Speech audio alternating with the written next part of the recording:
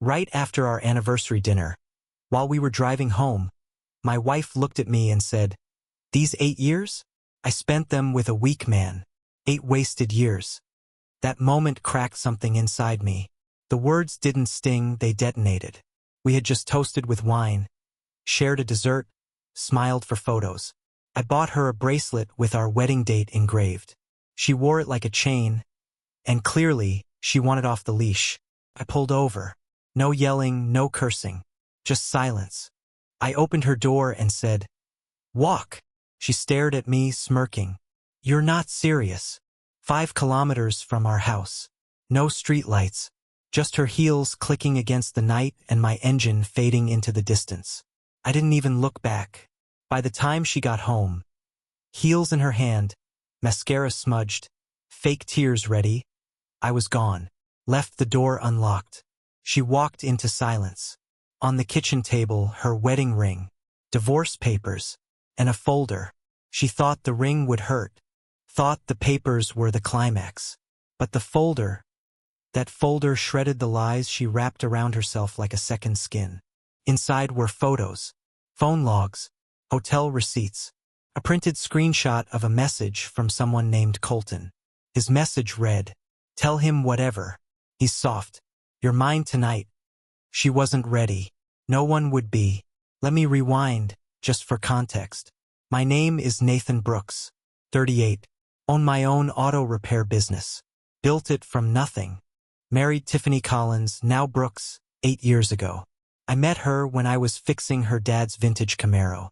She was the kind of woman who didn't walk into a room. She announced herself. Loud laugh. Loud opinions. Loud lies. The change started 6 months ago. First, it was the phone. Always flipped down. Always locked. Then the perfume. Something new, expensive. Not the one I bought her last Christmas. She started working late. Sometimes she'd come home smelling like hotel soap. Once I found an Uber receipt to a rooftop bar in a part of town she swore she'd never step foot in. I gave her space. I gave her trust. I gave her everything. She gave herself to someone else. The night I knew was 2 weeks before our anniversary. She came home humming, tipsy, careless. Left her purse on the counter. Her phone buzzed, and I shouldn't have looked. But God, I'm glad I did. Last night was fire. That thing you do with your mouth, damn. From Colton. That name again. Colton. I scrolled up. Dozens of messages. Videos. One where she called me a boring little man. Said she faked it every time. Laughed. Sent him a photo of the bracelet I gave her. And captioned it, "This idiot thinks it means something." That night I didn't sleep. I printed everything. Made copies. Created the folder. I planned it like surgery, precise, quiet, final. I took a day off work, moved most of my savings into a private account, and filed for divorce. The lawyer said, "You sure you don't want to confront her first?" I said, "Oh, I will. Just not with words." That brings us back to the drive, to the silence, to her walking in heels through cold asphalt while I vanished from her life. I didn't leave a note. I didn't owe her that. The folder was enough. Later, I imagined her reaction. She probably threw the ring, probably screamed, cried, maybe called Colton. Maybe he didn't pick up. Maybe he was already with someone else. Because men like him, they don't stay. And women like her, they never expect the quiet ones to fight back. I slept that night in a motel 2 towns over. Slept well, for the first time in months. I dreamt of nothing, just darkness. Peaceful, empty darkness. But that peace wouldn't last. At 7:14 a.m., my phone rang. Unknown number. I picked up. It was her. Voice trembling. "Nate, what is this? What did you do?" I said nothing. She kept going. "You think you're clever? You think this folder changes anything? You're still the same pathetic man you've always been." I said, "And yet, I'm the one who left." She screamed. Something about lawyers, about ruining me. I hung up. There would be more. More calls. More threats. More lies. But for now, I sat on that motel bed, stared at the ceiling, and smiled. Because I'd finally done something for me. And that folder? That was just the beginning. I didn't expect peace to last long. The moment Tiffany found the folder, I knew it would detonate the fragile version of reality she'd been clinging to. I imagined her shaking hands flipping through page after page. Hotel confirmations, timestamps, photos of her and Colton kissing in parking lots, her lying in his lap in that neon-lit bar on Fifth. She liked to think she was clever, untouchable, but I'd been watching longer than she knew. 3 days after I left, I returned to the house, not to reconcile, but to gather the last of my things. I knew she'd be gone during the day, probably with him. The place was eerily quiet. The air inside still carried her perfume. Strong, sickeningly sweet, and now it made my skin crawl. Her laptop sat open on the kitchen island. She'd never been careful, always assumed I wouldn't dig. But I was done being polite. I clicked into her email. There it was. Dozens of messages to Colton. Some under her actual account. Others from a fake Gmail. Tiff. Wild. 88. You drive me crazy. I swear, if he finds out, I'll just tell him I'm bored. That's not a crime, right? He doesn't touch me like you do. He just exists. And this one, don't get jealous. You know you're the one I think about when I fake it. My fists clenched. I could feel the blood rush to my ears. Not because of the words, but because I remembered that night. The one she faked. It was our anniversary last year. I thought it was special. We rented a cabin, cooked together, watched the stars. We shared one of those long, slow nights. One I thought meant something. Turns out, she was thinking of him the entire time. There was one more message, unread, from Colton. You need to stop talking about leaving him and start doing it. I'm not your secret forever. I copied the entire chain, emailed it to myself. Then I shut the laptop and walked out. On the way out, I saw the framed wedding photo still hanging by the front door. I took it down, turned it around, and left it face down on the hallway floor.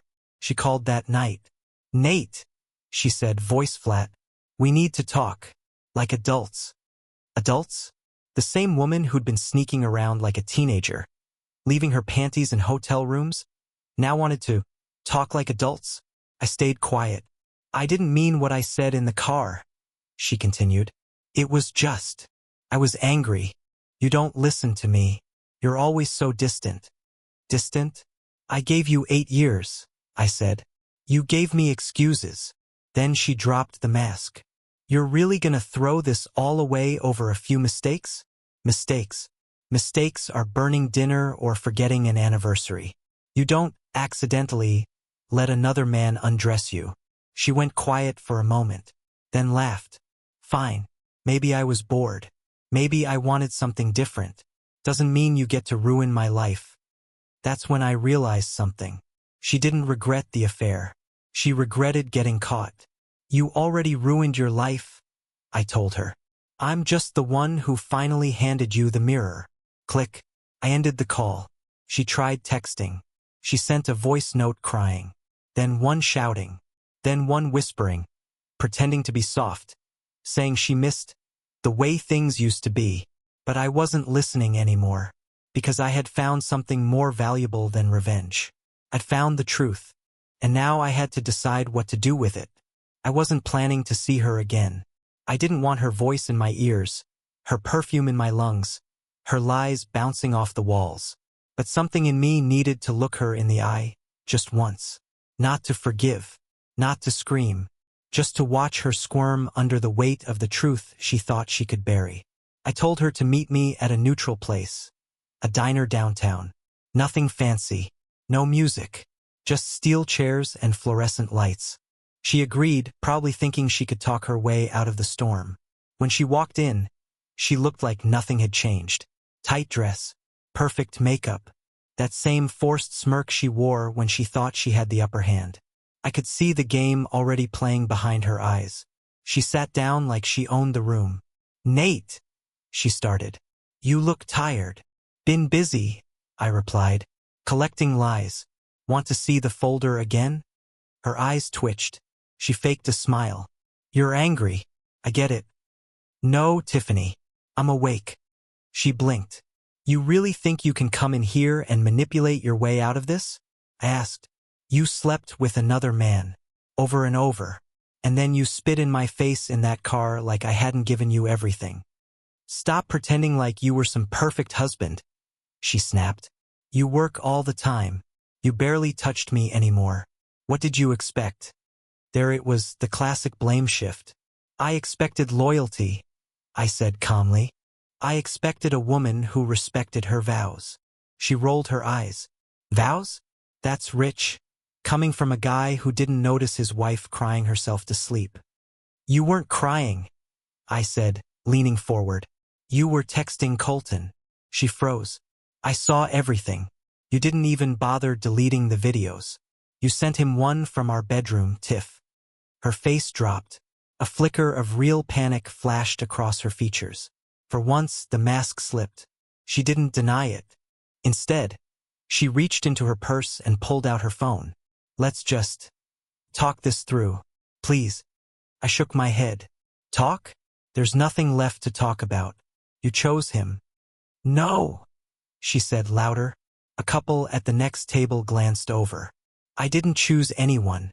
I felt invisible. And he noticed me. I almost laughed. Not because it was funny, but because it was pathetic. He noticed you? I said. He noticed you enough to tell you to leave me and still kept seeing other women behind your back. Yeah, I read those too. You weren't his queen. You were his entertainment. Tears finally formed in her eyes. Not from regret. From humiliation. She whispered, So what now? You want revenge? You gonna smear my name? I leaned back in my chair. I already did what I needed to do. My lawyer has the file. Half the town's heard the story by now. But no, I'm not here for revenge. I came to watch you lie to my face one last time. She bit her lip. You're being cruel. And you were being faithful? I asked. Tiff, you cheated on me in our own house. She had nothing left to say. She looked down. For the first time in years, she looked small. Weak. Like a shadow of the woman I once loved. I stood up, slid a small envelope across the table. Inside is the final copy of the divorce agreement. Sign it. No alimony. You walk clean. Take it or fight me in court and watch everything go public. She reached for it without a word. I hope Colton's worth it, I said. Her voice cracked as I walked away. He already blocked me. I didn't turn around. Because I wasn't walking away from her. I was walking back toward myself. 3 days after that confrontation at the diner, she showed up at my shop. I was under a car, changing brake pads, grease on my hands, sweat on my neck. I heard the door swing open and the bell jingle. Didn't even look up until I heard her heels on the concrete. You really thought this would be over with one conversation? Tiffany asked, arms crossed, sunglasses perched like armor. I slid out from under the car and wiped my hands. You shouldn't be here. You humiliated me, Nate. I stared at her. You humiliated yourself. She walked closer, ignoring the stares from my crew. My family's calling. Friends. People are asking questions. You told people? I didn't tell anyone anything. I just stopped lying. Bull, she started, then paused. Her voice dropped. You're trying to destroy me. No, Tiffany. You already did that yourself. I just stopped covering for you. She stared at me like I was someone she didn't recognize. And maybe I wasn't the man she married anymore. Maybe she'd burned that man to the ground. And what was left standing now was someone sharper, colder, freer. Why are you even here? I asked. I don't know, she whispered. I don't know where else to go. The vulnerability in her voice used to undo me. Not anymore. You had a home, I said, and you set it on fire. She wiped her face. I thought he loved me. Colton? I laughed dryly. He loved the chase. He loved stealing what wasn't his. And now that you're not a secret anymore, you're not interesting. She sat down on the bench outside the bay. I was stupid. I didn't correct her. I wanted to feel wanted again. But now I feel disposable. You treated our marriage like it was disposable, I said. Now you know what it's like. She looked up at me, tears finally falling, no longer performed, real. Raw. I'm sorry. I believe you, I said. Her eyes lit up, just for a second. But sorry doesn't fix anything. That second passed. I signed the papers, she said. Left them at the house. Good. She stood up. So this is it? No, Tiffany. That was it. Everything since then has just been cleanup. She walked back to her car like a woman who lost a war she didn't even know she was fighting. And I watched her go without feeling anything. That night, I sat on the porch of the small place I was renting just outside of town. Crickets chirping, beer in hand. Divorce signed, done, final. You think you'll feel broken after something like that. But sometimes the end feels like breath. I checked my phone. A few new messages. Old friends who heard what happened. Most said the same thing. Didn't think she had it in her. She did. She just wore a pretty disguise. And as I looked out into the quiet night, I realized I wasn't angry anymore. I was just done. Done explaining myself. Done defending someone who tore me down to lift herself. Done pretending that love should ever feel like war. Because the truth? I didn't lose her. She lost me. The weeks that followed felt unreal. It was strange waking up without her beside me. Stranger still to realize I didn't miss it. The bed was quieter, sure. But it was also mine again. No more fake apologies in the dark. No more whispered lies right before sleep. Just silence. Pure and honest. Tiffany had officially moved out of the house. I didn't want it anymore. Every corner held a memory that had turned sour. Me fixing the leaky kitchen faucet while she sat on her phone laughing at messages from Colton. Me planning a surprise trip while she scheduled her next girls' night. That wasn't really girls, only. I put the house up for sale. I let it go like I let go of her. She didn't fight me for it. Probably because she thought she could trade her way into another man's home. But people like her? They never build. They only take. Word got around fast in our town. Small place. Everyone knew someone. And Tiffany had always loved being the center of attention. Except now she couldn't control the narrative. People started giving me looks. Some with pity. Some with quiet nods of respect. A few customers even tipped me more at the shop. My barber, Greg, pulled me aside one day. She really did you dirty, huh? He asked gently. I nodded. Yeah, but it's over. He patted my shoulder. You're better off, man. Trust me. I seen it a dozen times. Women like that, they only clap for themselves. But the thing is, even when it's over, it's not really over. Because late one night, as I was leaving the shop, I found her waiting outside, leaning on her car like a high school crush trying to look innocent. I almost laughed. What now? I asked, locking the front gate. She didn't move. I just wanted to talk. We already did. She stepped closer. Please, just 5 minutes. I sighed, then leaned against my own truck. Fine. Say what you need to say. Her voice was quiet this time. Not angry. Not manipulative. Just hollow. You were the best thing that ever happened to me. And I destroyed it. I know that. I didn't say a word. I thought I needed more, she continued. But everything I chased, it meant nothing. Still, I stayed quiet. I'm alone, Nate, she whispered. I finally met her eyes. That's not my problem anymore. She nodded, almost as if she expected that. Do you ever think about us? Yeah, I said honestly. But not in the way you want. I think about how I let things slide. How I gave chances you didn't deserve. How I was so damn afraid of losing you that I didn't realize I already had. Her lips trembled. You hate me? I paused. No, I said. I don't. Hate takes energy. You're just... A chapter 1 closed. She looked like she wanted to say more, but I wasn't giving her that space anymore. I got in my truck and turned the key. As I pulled away, I saw her in the rearview mirror. Arms crossed, alone again, drowning in the wreckage she created. I didn't feel satisfaction. I felt free. Later that night, as I lay in bed, I realized something. I had no more what-ifs, no more regrets. I had looked my past in the eye and walked away. And for the first time in 8 years, I finally felt like myself again. A month passed. No calls. No visits. No sudden drama parked outside my shop. Just quiet. But the kind of quiet that makes you suspicious. Then one Thursday morning, my lawyer called. He sounded off. Hesitant. You might want to sit down for this, Nate. I'm already standing. Just say it. Tiffany's lawyer filed a motion to reverse part of the divorce agreement. She's trying to claim emotional distress. I nearly dropped the coffee I was holding. Distress? From what? The truth. She's saying the way you exposed her caused reputational damage.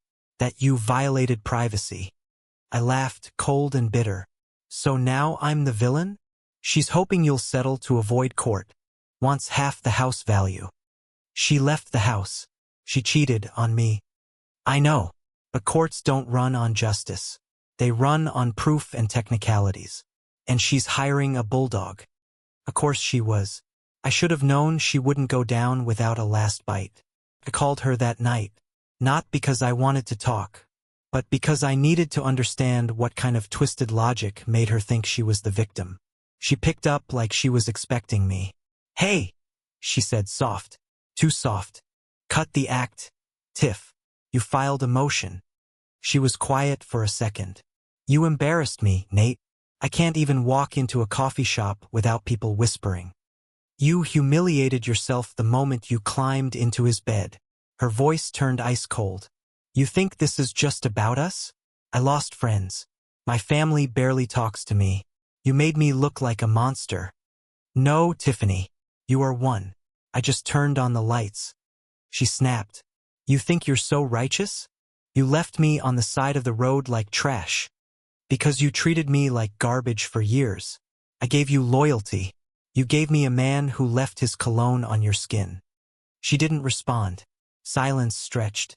Finally, she said, you should have just let me walk away. I did. And then you turned around and tried to drag me back into your hell. Click. She hung up. It wasn't over. Not yet.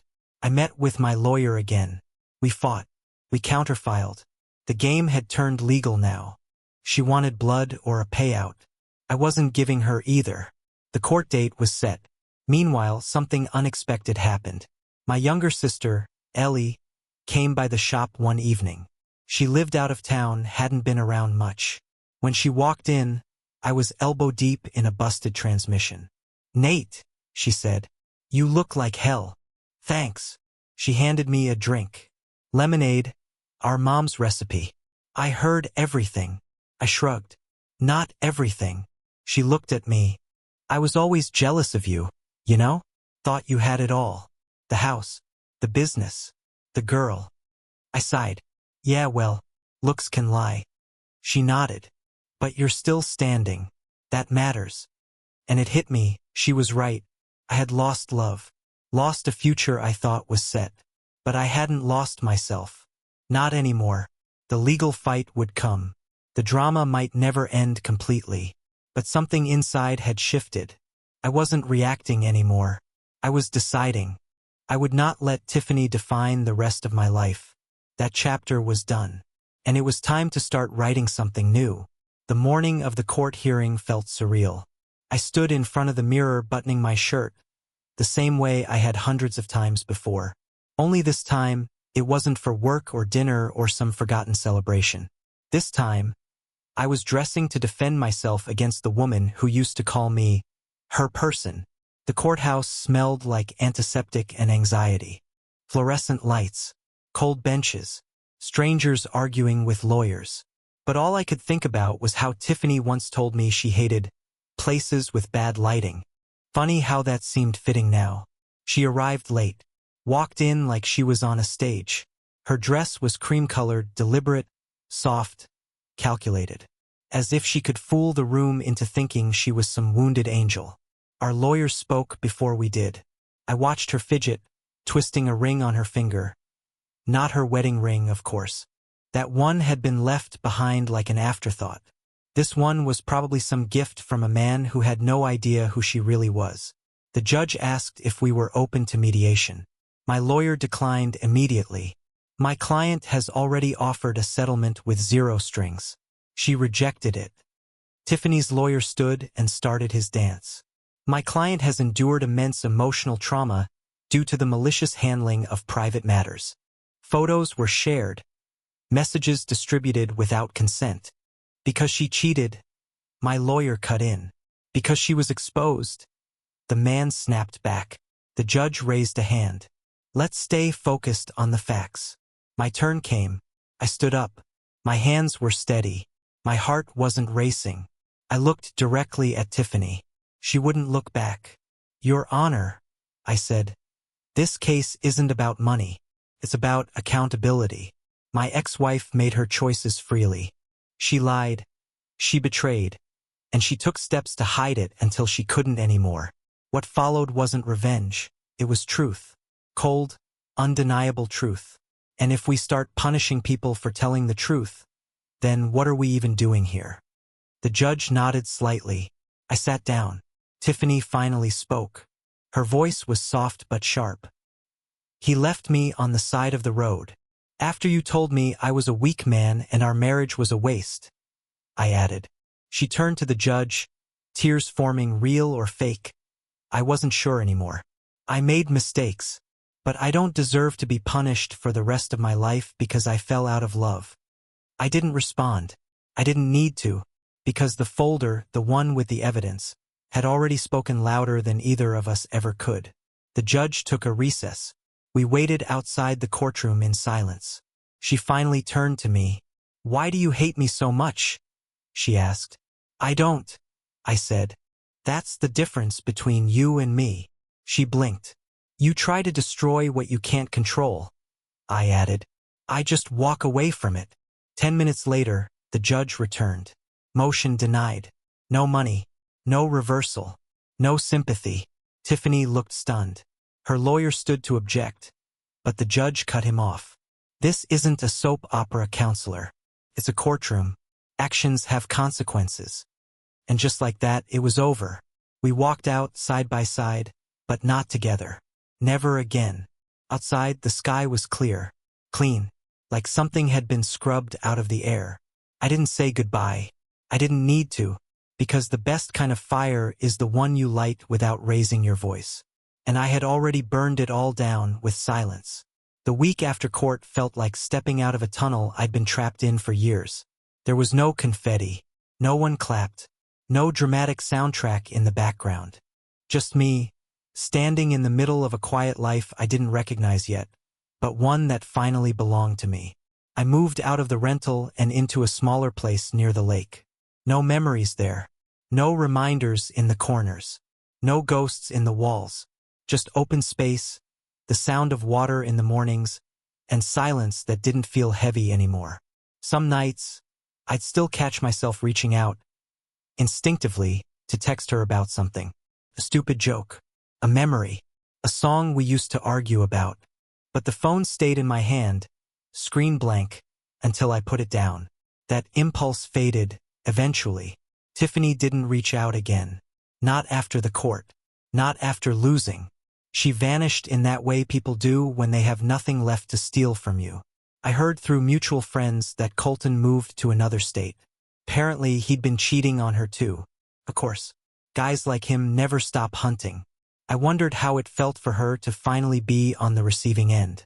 Maybe karma didn't always come swinging like a hammer, but it sure knew how to circle back with precision. One day, I got a letter in the mail. Handwritten. No return address. I opened it anyway. Nate, I don't expect forgiveness. I don't even expect you to read this. I just want to say I'm sorry, not just for cheating, but for treating your love like it was something I could play with. I see now how much damage I caused. Not just to you, to myself. I don't know who I am anymore. I hope you find someone who sees you for who you are, because you were always more than enough. Tiff. I stared at the letter for a long time, not out of emotion, but out of sheer disbelief. She finally admitted it. Too late, and for no reason other than to soothe her own guilt. I didn't respond. I burned the letter in a fire pit that night. Watched the edges curl and turn to ash. Felt symbolic but not dramatic. Just necessary. In the months that followed, I started focusing on the little things again. I took up fishing, helped my neighbor fix his fence, went on long drives with no destination. I started laughing again, really laughing, at stupid sitcoms, at dogs chasing their tails, at myself. And then, one Sunday, I met someone. Her name was Claire. She didn't look like Tiffany, didn't sound like her, didn't carry herself like she was always auditioning for attention. She was quiet, thoughtful. She asked questions and actually listened to the answers. We talked for hours that first night, about music, regrets, childhood dreams. She never pried about my past, but I told her anyway, and she just nodded and said, "I'm glad you made it out." Simple, real. There was no rushing it. No sparks flying through the sky. Just something steady, something honest, something I hadn't felt in years. And in that moment, I realized something else too. Tiffany didn't ruin love for me. She just taught me what it wasn't. So here's what I learned. If anyone's out there reading this, going through the same storm, when someone shows you their true self, don't waste time painting over it. See it, accept it, and walk. Because walking away isn't weakness. Sometimes, it's the strongest damn thing you'll ever do. And me, I walked, and I never looked back.